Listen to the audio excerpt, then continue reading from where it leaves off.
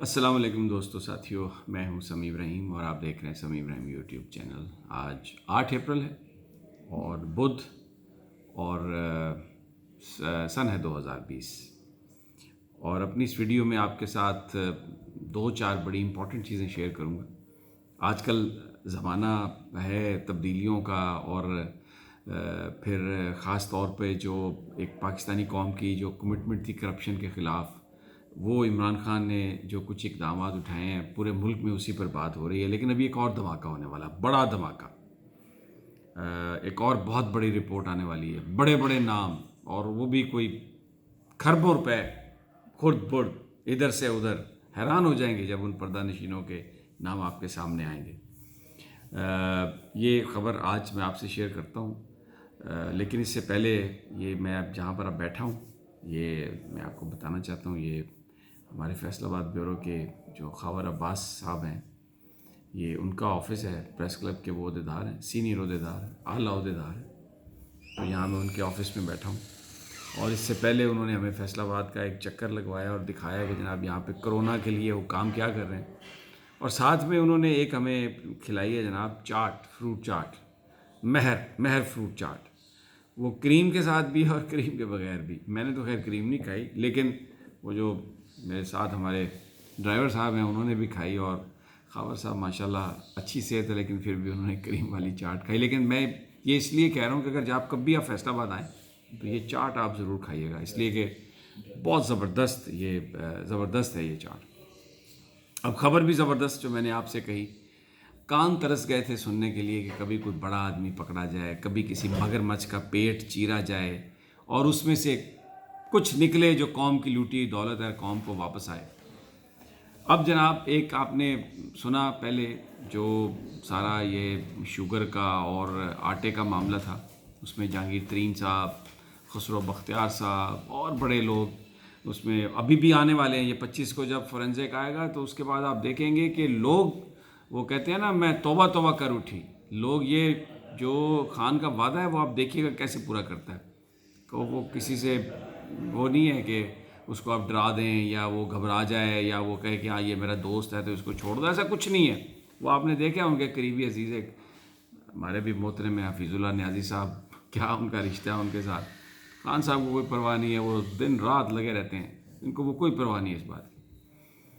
وہ تو چل رہا ہے سلسلہ، لیکن اب میں آپ کو بتاؤں اس ملک میں جو قرضے لیے گئے اور جس طرح سے لوٹا گیا، اس کے بارے میں بھی ایک کمیشن بنایا تھا آج سے 9 مہینے پہلے، اور حسین اصغر صاحب جو ڈپٹی چیئرمین نیب کے، ان کو یہ ذمہ داری دی گئی تھی کہ آپ ذرا یہ دیکھیں کہ یہ اتنے زیادہ قرضے پاکستان میں جو لیے گئے ہیں، وہ کتنے صحیح قرضے تھے اور کیا اس کے آؤٹ کم تھے، کس طرح سے یہ پیسہ سارے کا سارا خرچ کیا گیا۔ تو اب وہ رپورٹ تیار ہو گئی ہے، وہ وزیر اعظم صاحب کو اگلے ہفتے سبمٹ کی جائے گی، اور جیسے سبمٹ کی جائے گی پھر آپ کو پتہ ہے خان تو پھر اس کو رکھتا نہیں ہے اپنی جیب میں ڈال کے، باہر آئے گی وہ، ہم سب کو پتہ چلے گا۔ اس میں جو نشاندہی کی گئی ہے اس رپورٹ میں آپ کو بتا دیتا ہوں کہ اس میں انہوں نے بتایا کہ کس طرح مشکوک انداز میں جو سرکاری افسران ہیں، پرائیویٹ کانٹریکٹرز ہیں، سیاستدان ہیں، انہوں نے یہ 500 ارب کے لگ بھگ یہ پیسے بنتے ہیں۔ اب آپ دیکھ لیں ذرا، یہ مختلف پروجیکٹس میں یہ منظور کرائے گئے، اور یہ ان کے ذاتی اکاؤنٹس میں بھی اس میں پیسے ٹرانسفر ہوئے۔ ایک ایسی یہ رپورٹ ہے، اس میں ایسی انفارمیشن ہے، آپ حیران ہو جائیں گے کہ سرکار کے پیسے کو کس طرح یہ ڈیل کرتے ہیں۔ ابھی آپ جاتے ہیں نا آپ مختلف ہاؤسنگ سوسائٹیز میں، تو وہاں پر آپ کو پولیس کی موبائل نظر آتی ہیں۔ آج بھی ہم ادھر تھے ایک جگہ پہ، تو وہاں پر بھی گاڑیاں یہ سرکاری یعنی سرکار کے جو لوگ ہیں وہ سرکاری وسائل کو اپنے ذاتی استعمال کے لیے، بیگم جا رہی ہے، بچے جا رہے ہیں، سبزی لائی جا رہی ہے، فلاں کزن آ گیا ہے اس کو بھائی لے جائیں، یہ سمجھتے ہیں کہ یہ ان کا رائٹ ہے۔ تو اس میں اس کمیشن میں آپ دیکھیں گے کہ سرکاری افسران نے، کانٹریکٹرز نے، سیاستدانوں نے کس طریقے سے جو پیسے ہیں، جو سرکار کے پروجیکٹس کے پیسے ہیں، ان کے ذاتی اکاؤنٹس میں کیسے ٹرانسفر ہوئے، وہ ساری رپورٹ نکال لی ہے اس کمیشن نے۔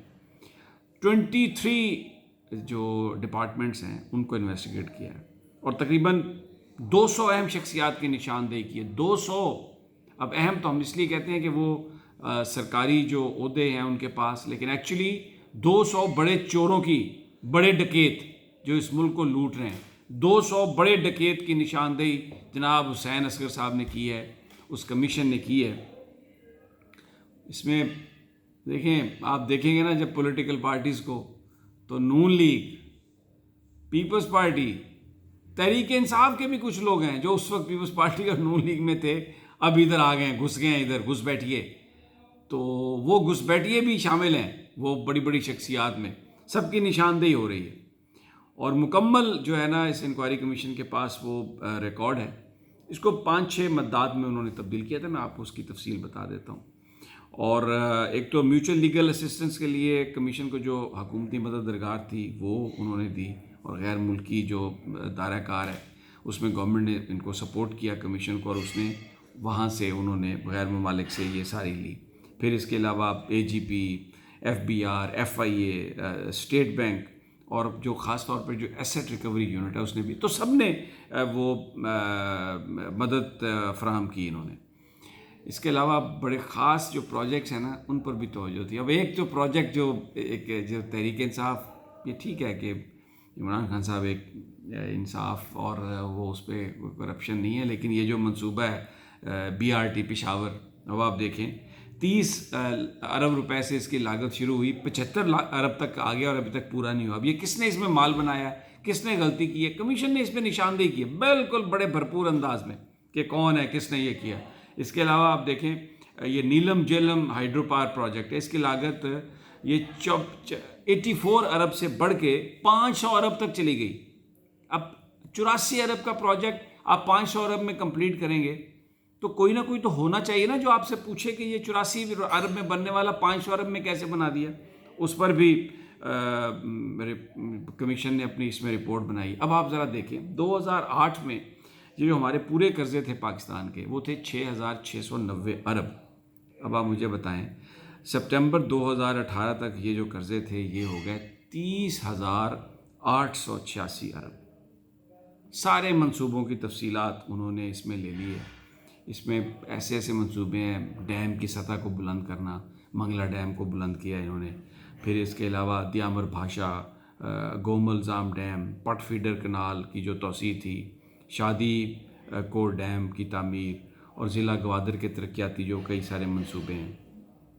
اس میں پیٹرولیم کے بہت سارے پروجیکٹس، قدرتی وسائل کے تقریباً پیٹرولیم اور قدرتی وسائل کے 25 پروجیکٹس کی نشاندہی ہوئی ہے، اور اسی طرح پورٹس اینڈ شپنگ، اور پھر ریلوے 56 وہ جو پروجیکٹس ہیں جن میں مال بنایا گیا۔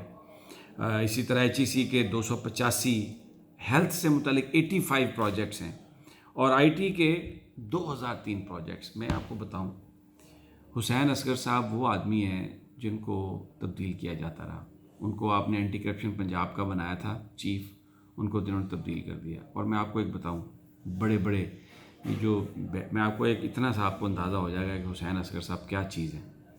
یہ جو لاہور میں بحریہ ٹاؤن میں سرکار کی جو زمین تھی اس کو اپنے ساتھ شامل کیا جس انداز میں، تو وہ جو پرچہ ملک ریاض کے خلاف دیا پنجاب اینٹی کرپشن نے، وہ حسین اصغر نے دیا۔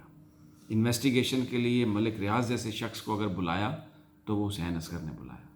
تو جناب یہ رپورٹ جو آ رہی ہے اس میں آپ کو بتا دوں اس وقت جو تحریک انصاف کے بڑے بڑے نام ہیں وہ اس میں شامل ہیں، کیونکہ وہ تب پیپلز پارٹی میں تھے اور اب آج بڑے اعلیٰ عہدوں پر ہیں، اور بہت سارے لوگ تو ایسے ہیں جو وزارتوں میں آنے والے ہیں، یعنی ابھی آنے والے ہیں وزارتوں میں، لیکن اب یہ جو رپورٹ پبلک ہونی ہے اس میں تو یہ سب ایکسپوز ہو جائیں گے۔ اب 500 ارب روپے، اب دیکھیں اس میں یہ جو بیوروکریٹس ہیں اس اپنے آپ کو بچانے کے لیے یہ کہتے ہیں جی کہ یہ تاخیر کی وجہ سے ہوا، ایکچولی یہ تاخیر جان بوجھ کے کی جاتی ہے، اور پھر ایمرجنسی لگا کے میں آپ کو بتاؤں جب آپ کو یہ کہا جاتا ہے کہ آپ نے اس پروجیکٹ کو فوراً کمپلیٹ کرنا ہے، تو وہ کیوں کہا جاتا ہے کہ پھر وہ جو آڈٹ کے رولز ہیں وہ سارے سسپینڈ ہو جاتے ہیں۔ اور یہ جو پروویژن ہے قانون میں یہ اس لیے رکھی گئی تھی کہ مثال کے طور پہ اگر کہیں زلزلہ آ جائے، کہیں سیلاب سے تباہ کاری ہو جائے، تو اس وقت اگر سارے ریسورسز آپ نے موبلائز کرنے ہیں اس وقت کسی کو امداد دینی ہے تو اگر آپ اس چکر میں پڑ جائیں کہ جی پہلے کوٹیشن آئے گی پھر کمیٹی بیٹھے گی تو اس میں ان لوگوں کا بڑا نقصان ہو جائے گا، انسانی زندگی کا ضیاع بھی ہو سکتا ہے۔ یہ بنیادی طور پر اس لیے یہ قانون میں پروویژن رکھی گئی تھی۔ لیکن یہاں پر تو کیا ہوا کہ لاہور میں اورنج ٹرین کی جو زمین ایکوائر کی گئی اس کے لیے بھی یہی پروویژن استعمال کی گئی۔ لوگوں کو آگے کہا گیا کہ جی بس ڈنڈے کے زور پہ، نہ کسی کو پیمنٹ دی گئی، اگر دی گئی چند لوگوں کو دی گئی، باقی کو اٹھا دیا گیا۔ یعنی یہ اتنی اچھا۔ پھر ایک اور چیز جو سامنے آئی ہے، جو موٹر وے کی ڈیزائننگ ہے، اب آپ کو سمجھ آئے گی، پتہ چلے گا کہ کس طریقے سے اس موٹر وے کے نقشے میں تبدیلیاں کی گئیں، اس کو اپنے پسندیدہ علاقوں سے گزارا گیا تاکہ وہاں پر جو ان کی اپنی پراپرٹیز ہیں اس میں اضافہ ہو جائے۔ اب آپ کو پتہ ہے، میں ایک صرف چھوٹی سی مثال دیتا ہوں۔ جی ٹی روڈ سے اگر آپ آئیں لاہور سے اسلام آباد تو، اور موٹر وے سے آپ آئیں، 100 کلومیٹر کا فرق ہے۔ یہ اس کو گھما کے اب یہ کہتے ہیں جی وہ ہم نے تو یہ اس لیے بنائی تھی کہ بیسیکلی اس کو کنیکٹ کرنا تھا، بہت سارے جو علاقے ہیں ان میں سڑکیں پھر تعمیر کر کے انہوں نے اس کے ساتھ کنیکٹ کرنا تھا۔ کہاں ہیں وہ سڑکیں؟ کہاں گئی وہ ساری؟ کہیں ہے کوئی وہ پلاننگ؟ تو جہاں جہاں جس کا رقبہ تھا وہاں سے اس نے نقشہ اپنا تبدیل کروا لیا کہ ادھر سے گزر جائے گی اور ادھر سے ایک آپ ایگزٹ بنا لیں تو بس وہاں پر پراپرٹی کی قیمت اپ ہو جائے گی۔ تو سرکاری وسائل کا بے دریغ استعمال، اور جس طرح یہ ہوا، شوگر کا کرائسس کیا ہے بھائی؟ کمیٹیوں کی اپروول ہے، سبسڈیز لیں، امپورٹ ایکسپورٹ کریں، اور وہ پورے کا پورا سارے فنڈ فگرز۔ تو یہ باقی یہ جو سارے پروجیکٹس ہیں، یہ جو اس انکوائری کمیشن نے، جو حسین اصغر صاحب نے جو بنایا ہے، مائنڈ باگلنگ، آپ پریشان ہو جائیں گے کہ کیا اس سے بڑا کھلواڑ کوئی ہو سکتا ہے پاکستان کے ساتھ جو انہوں نے کیا ہے؟ اور یہ اگلے ہفتے آپ کے سامنے آ رہی ہے۔ یہ جو شوگر کرائسس ہے، یہ اس سے بڑا دھماکہ ہے، میں آپ کو بتاؤں۔ آپ پریشان ہو جائیں گے کہ جن جن لوگوں کے نام ہیں، اور حکومت کی کوئی پرواہ نہیں ہے خان کو، جوتی کی نوک پہ ہے حکومت، پرواہ نہیں ہے۔ خان کہتا ہے کسی کو معاف نہیں کروں گا۔ تو دوستو تیار رہیے اگلے دھماکے کے لیے، بڑا دھماکہ۔ اور یہ جو کرونا جو ہے نا، یہ لگ ایسا رہا ہے کہ پاکستان میں یہ جو بڑے بڑے مگرمچھ ہیں نا، ان پر بھی اس نے زیادہ ہٹ کیا ہے۔ عام آدمی تو شاید محفوظ ہی رہا ہے، لیکن یہ جو ہے نا، یہ مارے جا رہے ہیں۔ اگلی ویڈیو تک اجازت دیجیے، اللہ نگہبان۔